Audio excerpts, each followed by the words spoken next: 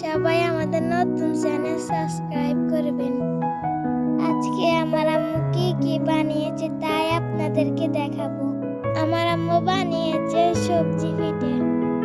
সবাই দেখতে থাকেন আমার আম্মু কিভাবে পিঠা বানাচ্ছে এবং আমাদের ভিডিও লাইক কমেন্ট করবেন। ভিডিওতে সবাই দেখতে থাকেন, আশা করি ভালো লাগবে। আল্লাহ হাফেজ, সবাই ভালো থাকবেন।